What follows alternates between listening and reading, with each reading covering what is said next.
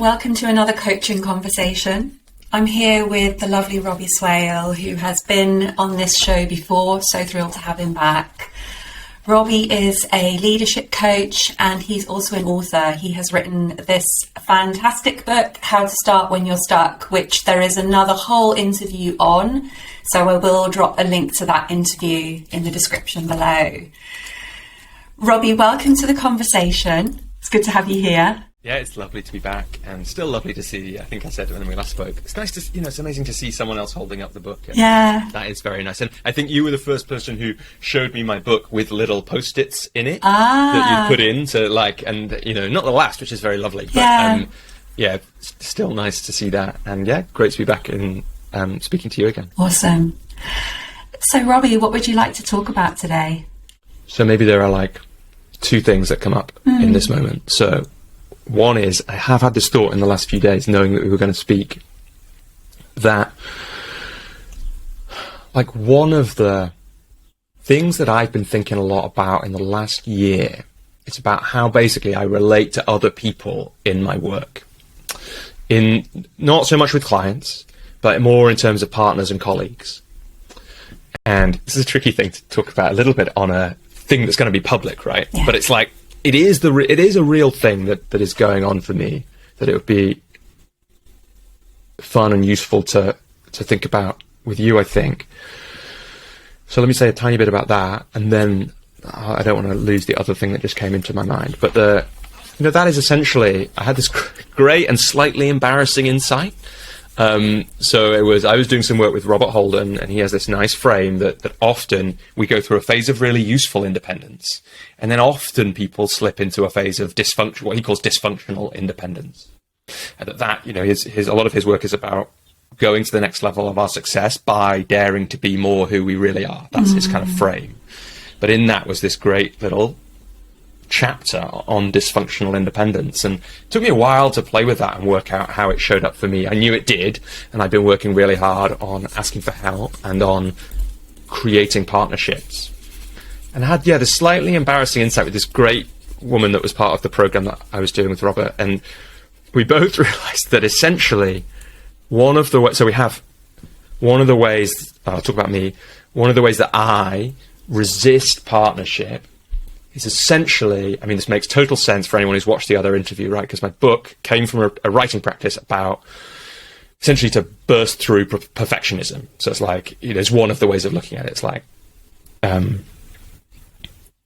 write for 12 minutes, proofread once, post online, accidentally end up with a book, which you just beautifully held up. That was the practice. And it makes total sense then that I have a kind of perfectionism showing up with people. And the way this shows up essentially is there's a great quote in Killing Eve, which I think a lot about, which was I don't know if you watched that show, but there's this time when it's about assassins, and there's this old Russian assassin talking to the younger assassin, and she says, management is just watching someone else do something worse than you could do it. And that's definitely the subconscious story that I identified in myself. That basically I think, and the problem with all of this is there is truth to this.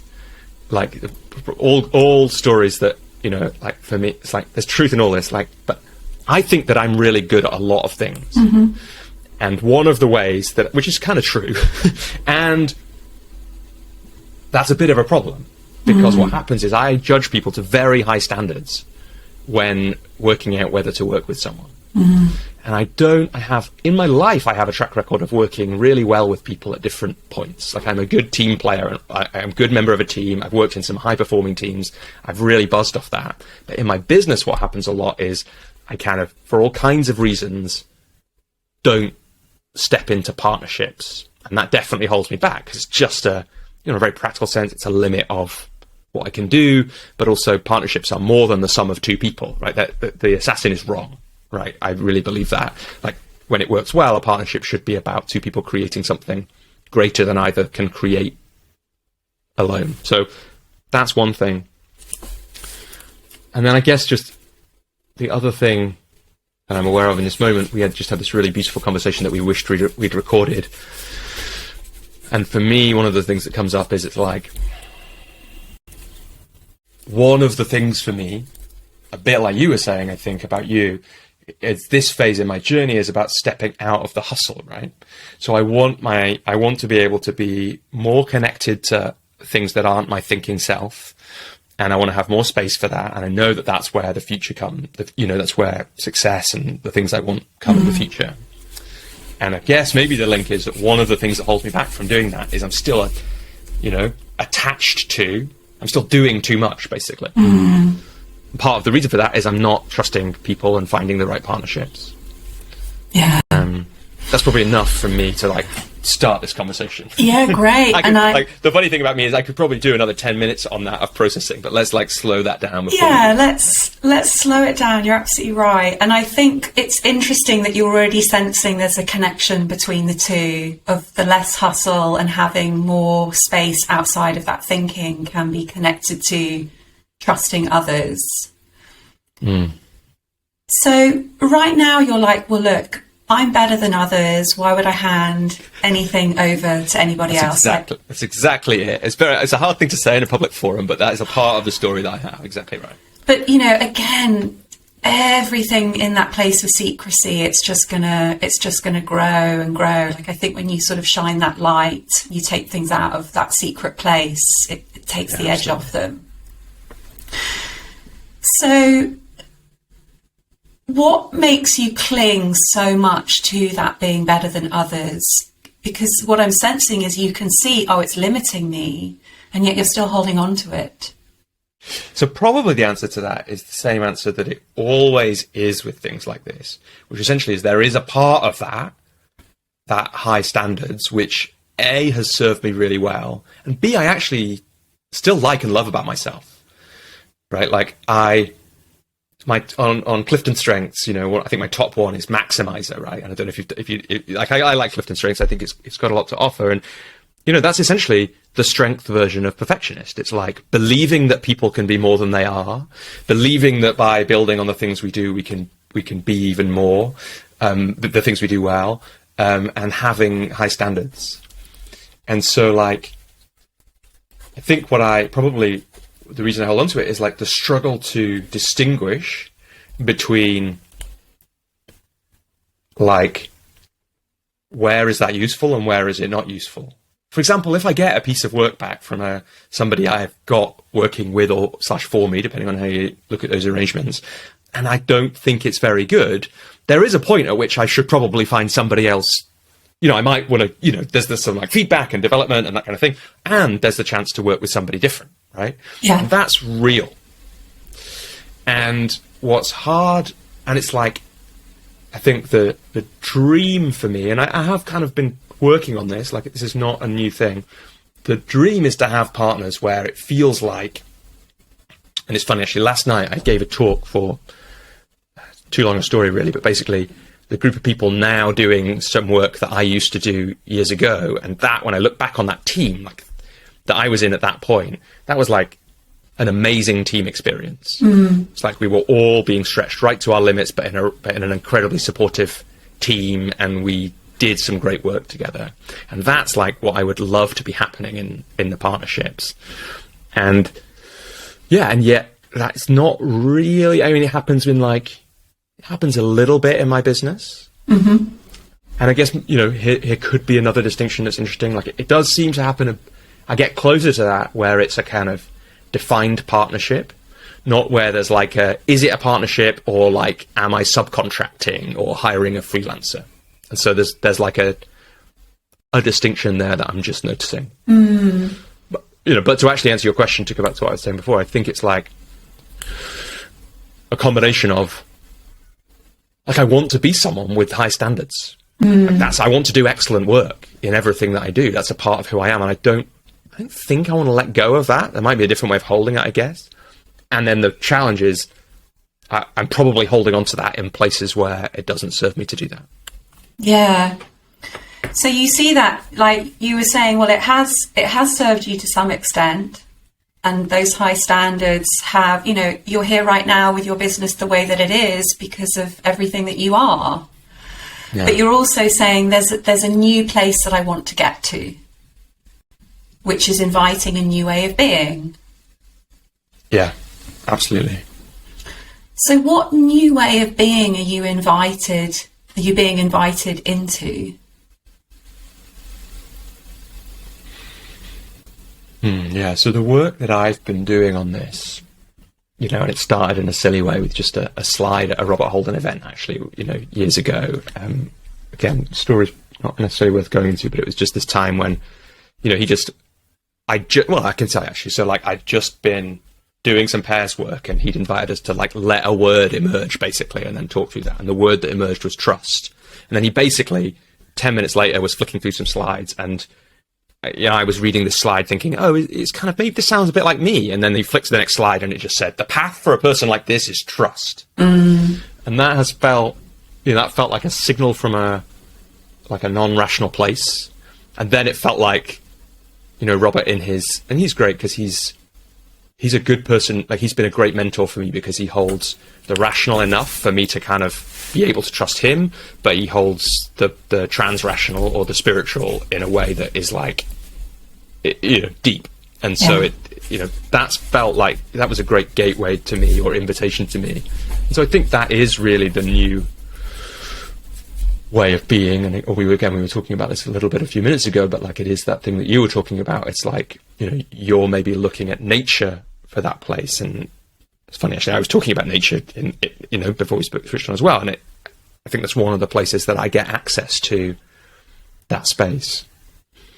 And then it's interesting, right? Because I'm talking about trust with a big T, we might say, or like, you know, trust in like something greater than me. But what we're really talking about in this conversation is trust with a small t, maybe, was like, you know, there's a trust with other people thing going on. Yeah. Here, right? It's like, I actually, you know, the way that I mostly get through trusting people that I work with is to, I basically just have to, I don't feel it in a deep way. I just have to remind myself the path for me is trust, and I'm working with these people to develop that, and I know that I need to want to delegate more. I know that working with other people will serve me, so I'm just going to let the standards go a bit here. That's like the way I get through it. It's like, and I do have an amazing partnership on my podcast where this has, like, I felt it shift. And at first it felt like I was micromanaging, and I kind of knew it, and I didn't want to do it, and yet I was kind of still doing it.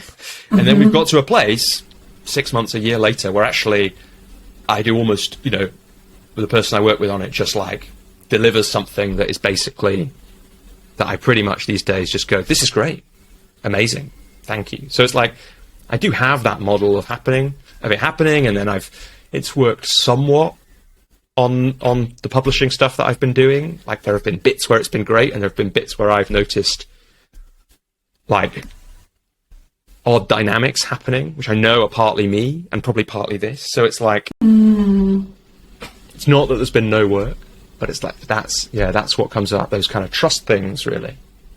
Let's go back to what you said about the podcast relationship. You know, that took 6 months, that you're saying, to then get to a place where you're like, oh, you know, this is great.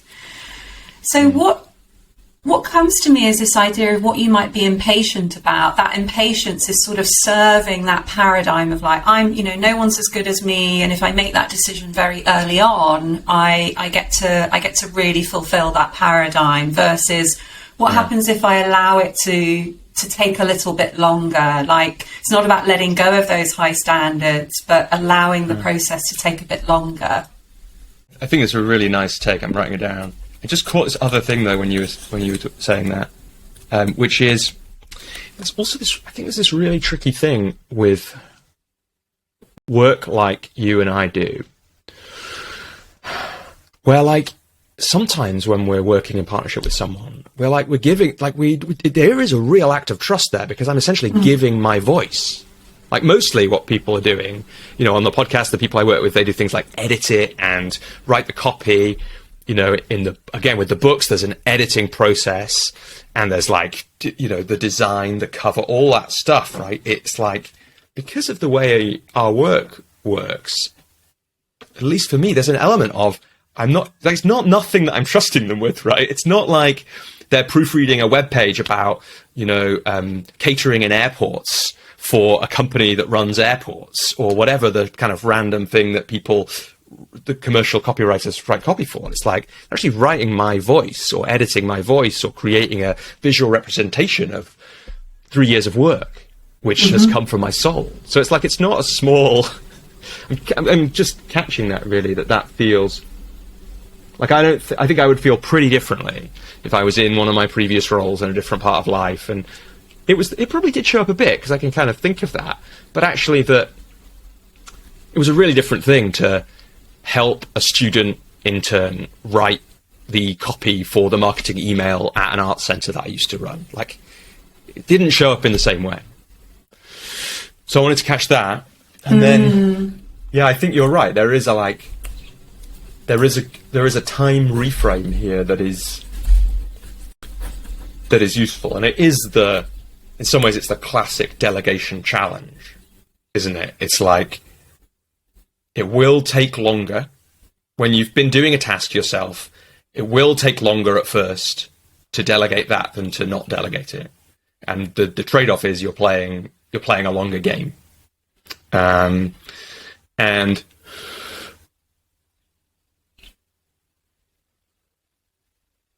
that's a neat reframe. And then the question that comes up for me in that is goes back to that thing I was saying before. It's like, and then in that, I don't yet know how I make decisions. Like, I'm in relationships generally, my pattern is to hang on to them. Like, I've actually never broken up with anyone, in my life. And that tells you something about me. And I'm always the last person at the end of a kind of meeting of friends on the corner as everyone breaks off. Like, I know that's my pattern. It's this tricky thing about being self-aware for me is I'm self-aware. And so it's like, is this my pattern about hanging on to relationships when I probably should have broken them off? Or is it my pattern about not trusting people? And how and when, how do I manage that is a question that comes up. So there is like I guess thinking about the writing practice and the 12-minute method and that kind of thing, there's like an experiment level where it's the reverse, right? Instead of writing an article in 12 minutes and then putting it out, it's like, I need to trust people I need to do 6 months of working with people before I do any judging. Basically, would be a practice that I could have. That's an interesting challenge. Definitely. And then there is and then there's that question about what then happens with endings, and how do I know how do I know it's the time to make changes? We could be talking about people I partner with on various different projects. We could be talking about, within the enclosure of my business, and we could be talking about when I work with or for other companies, of which I have a couple of long-standing relationships. And I kind of, in my mind, a few times recently, I've been thinking, I wonder if or when those will come to an end. And I don't know that it's with one of them. It could be soon. I mean, I won't actually have to end the relationship with that one. I'll just be able to say I'm going to pause working with you for a while. Okay. The other one would be a bit different. So there is that question about endings that's there as well. I don't know, I'm just putting another thing into this conversation. I was holding I'm better than everybody. Yeah. And Thanks then for keeping showing me that story, by the way. It's like still a slightly uncomfortable one to hear in a public thing, but it's a good way to say it because it's laughable, right? Like, that's why it's good to say it like that, like, and hear it back. It's like, I'm obviously not better than everybody, and I'm not even better than everybody at the things that we're talking about. Like, I'm definitely not better at podcast editing or copywriting than the people who are editing my podcast and copywriting. So it's laughable in a lot of sense. So it's good to hear it. But sorry, I interrupted. That's okay. So it's nice. You're like you're laughing a little bit. Like, I'm really feel myself laughing with love at this one, because I'm here too. We're all one here. So I'm better than everybody. And also, like, before you've even gone into the partnership, you're asking yourself, well, when's it going to end? Yeah. So none of this thinking is serving where your soul is asking to go, which is, let's hustle. I want to come into that non-rational space. So the one thing that I wanted to ask you was, what if that person that you were looking at, like this partner, what if you were able to understand that they were also you?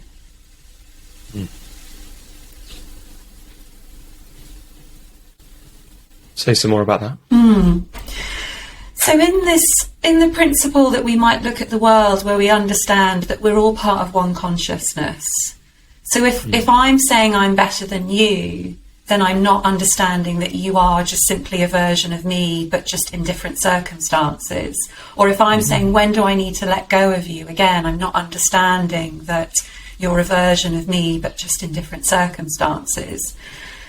So what's it like to imagine that partner coming into your life and being a version of you, enabling you to understand that they may be better than you, or they may be here to teach you something that you don't yet know? But the questions seem to become different. So, like, the question then becomes,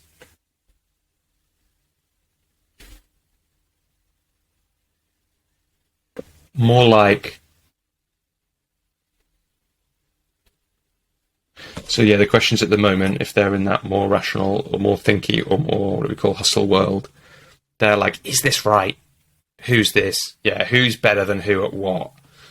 And it becomes much more like, what's in service of what's happening here, or what's emerging here, which is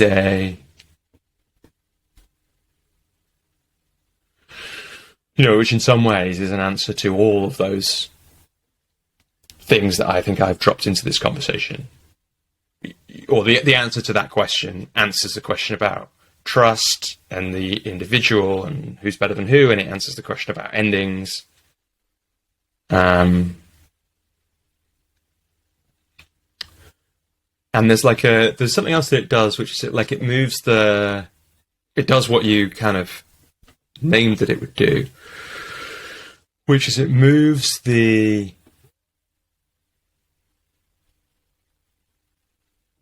So, for example, you mentioned learning, I think, there, or if you didn't, it came through really clearly when you were talking. And it moves the question of learning, again, from one place to another, really.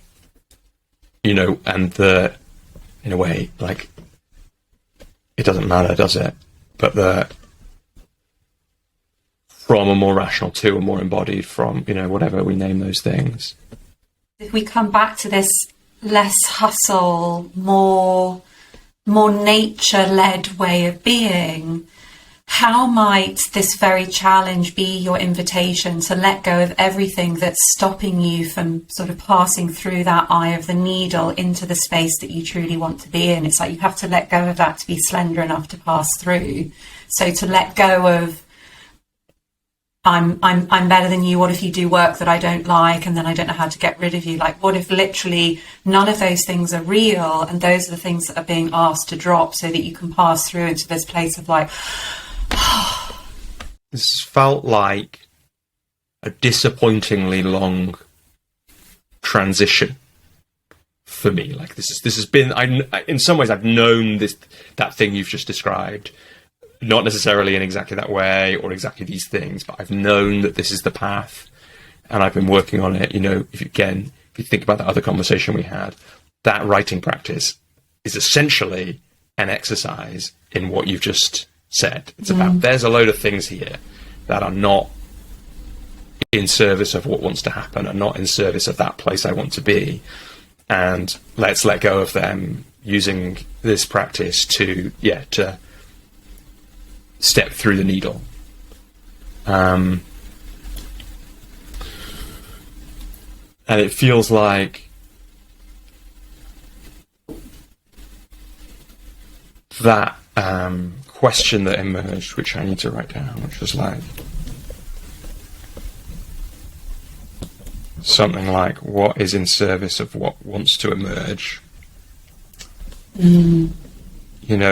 In this moment, what that gives me is like a place to, like, that question is like a glimpse practice for that place through the needle. It's like a chance to, every time well, we'll see if every time I'll have to use it, right, as a practice.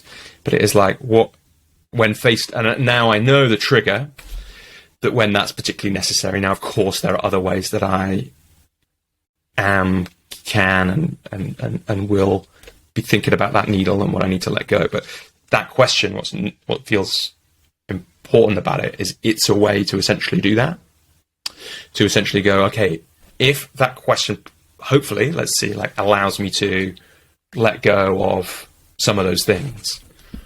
What you said about the 12-minute practice and how, you know, that was part of another journey that's similar to this one. Can you break it down to what you believed before you started that practice and what you discovered as a result of the practice? I always find it hard to remember what life was like before, you know, stepping through the looking glass or going through the wardrobe into Narnia. It's like, it's hard to remember what life was really like before you'd seen all that stuff. But I can talk about like what I discovered, you know, in a way my podcast challenge this year has been an amazing practice in like understanding what I discovered. Yeah. And like one of the things that I've learned recently from somebody else taking on their, you know, making a 12-minute writing practice their own is like, just, I mean, kind of laughing at myself. It's like, what's possible is much more than I thought. So that's maybe a thing that I've discovered. So like in a writing sense, it's like, I thought, and there are a few examples of this, like things that I was going to save to write a long article about, which I would do some planning and some research and some thinking. And in the end, I just ran out of patience for having not written an article. I was like, no, I'll do it as my 12-minute article next week. And it turns out that was more than enough. You know, so it's like, there's something about believing that I had to do certain things in order to create. I'm making this up. I don't remember thinking this, but it was, you know, if I project that onto me of 6 years ago, 7 years ago, it's like believing that I had to do certain things in order to create something of value or express myself or express an idea. And what I actually discovered was that because it was like an accidental side effect, really, of that practice. In some ways, we could analyze that more, but was a life happening through me emergent practice. But what I discovered was, if I'm in that space, like, things much more special than I thought would emerge can emerge. Which the reason I was laughing like a minute ago when I was just thinking about that is like, oh, that's good. Yeah, that's good for this, isn't it, as well? So good for this, Robbie. Like, let's really transplant some of these thoughts so that you can see through that lens with this situation. Yeah. Okay, so what's possible is more than I think. So now, you know, think about those partnerships and you're like, well, I've got these high expectations, and what if they do something that's a bit crap, or what if I want to get rid of them? Am I going to be able to? Yeah. Like, what's possible is way more than any of this thinking. One of the ways that I stop that being true, his hypothesis, is by thinking of it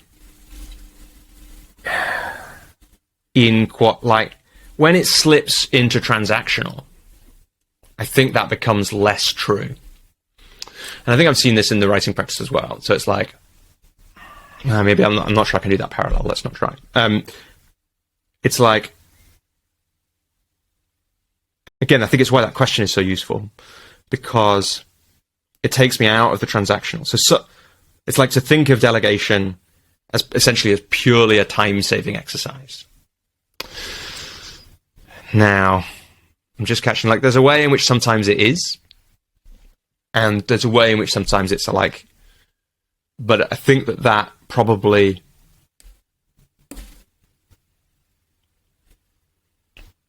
makes,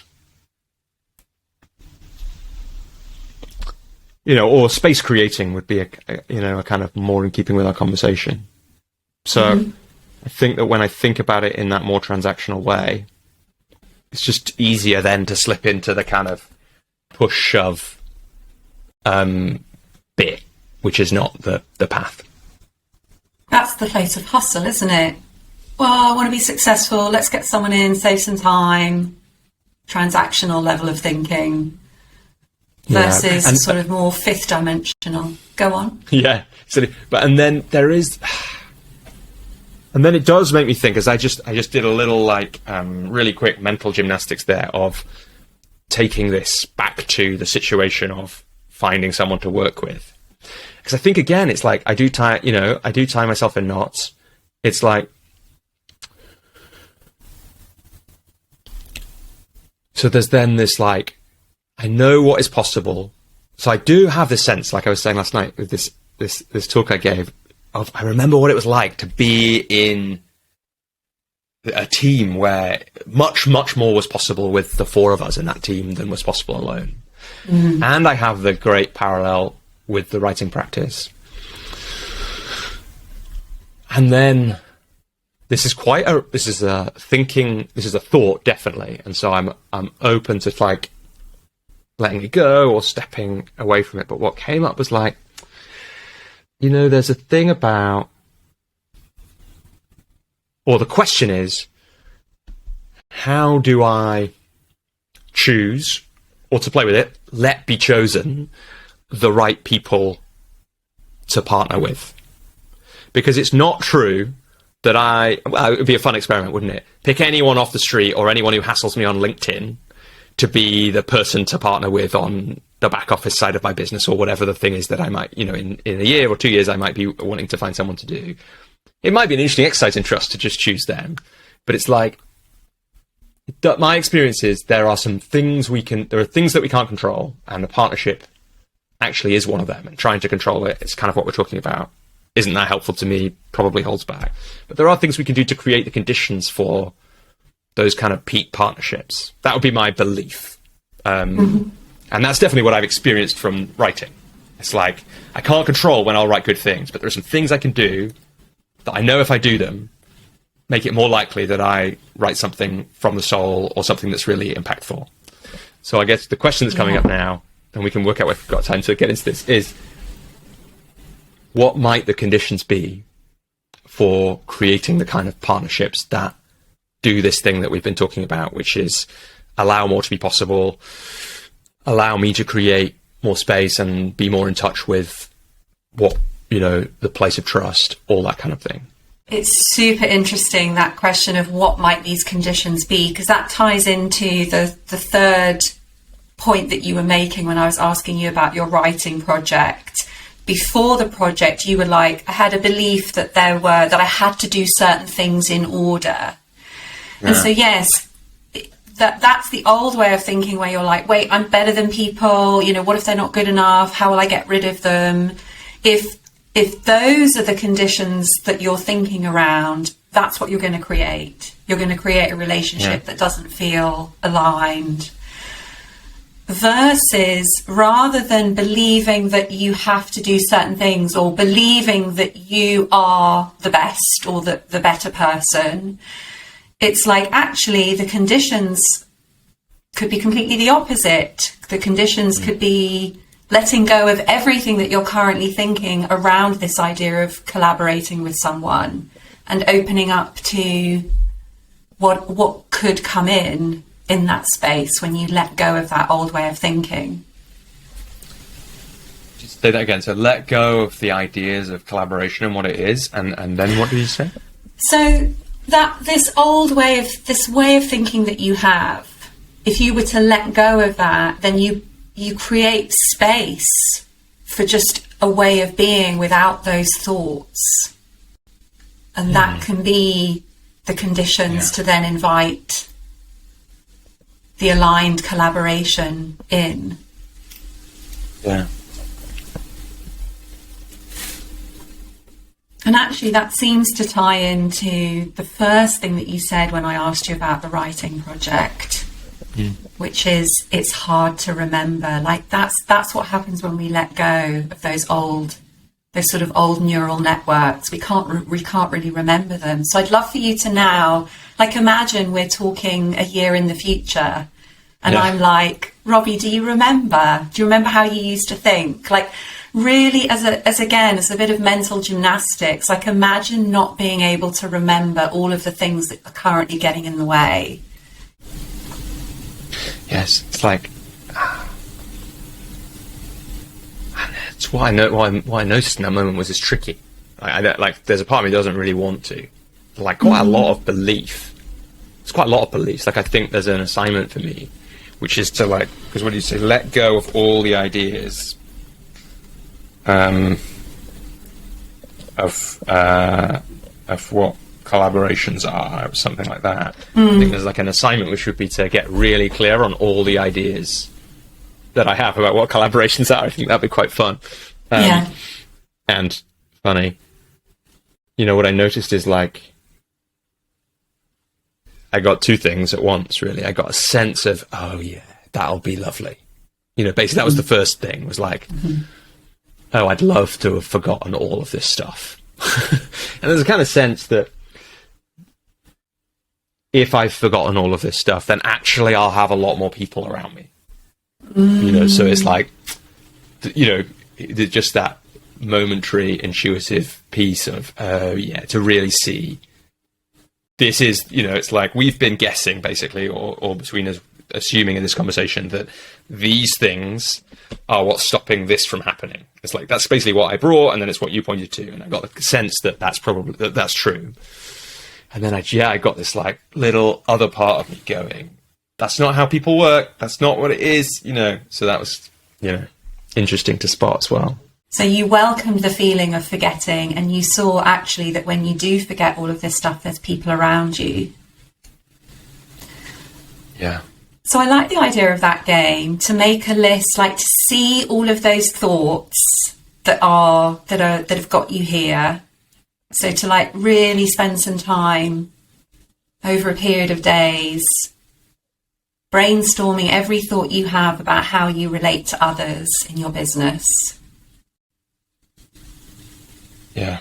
And the high standards, being better than others, you know, don't I hang on to things too long?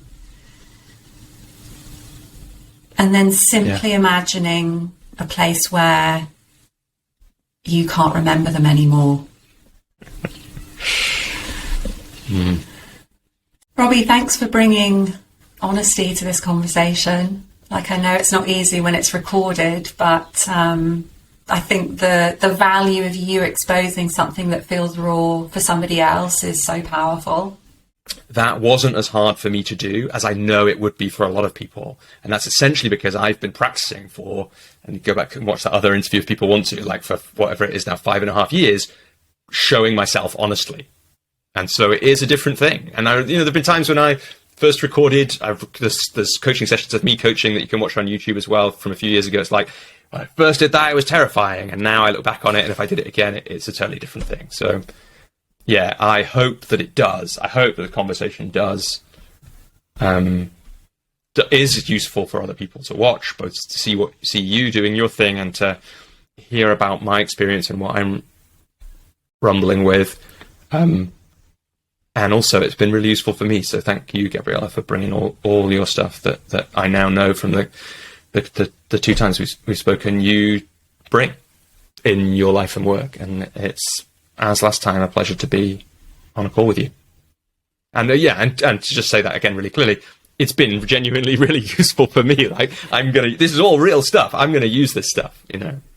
And also, those of you watching the conversation, let us know in the comments below what rang true for you. What have you been able to see in yourself as a result of this conversation?